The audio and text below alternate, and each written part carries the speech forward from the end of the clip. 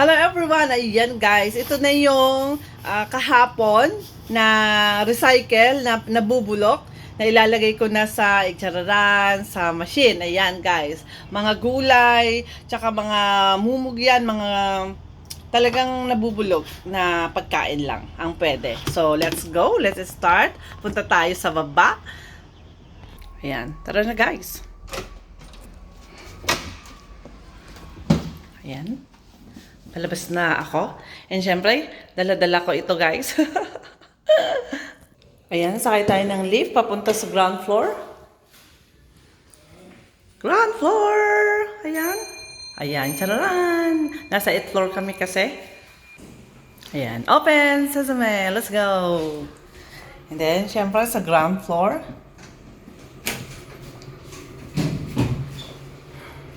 Chararan!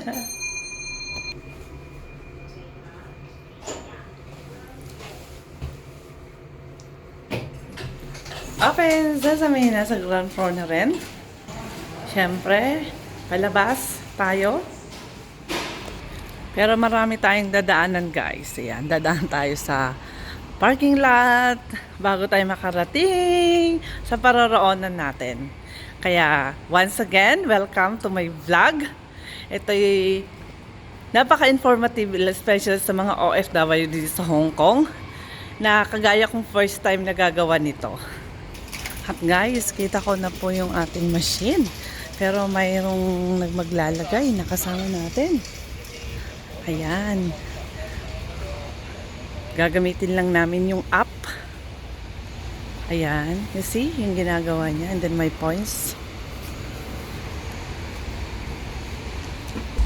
Ganyan po yung machine na gagamitin para sa food waste. And then ako yung next. Let's start.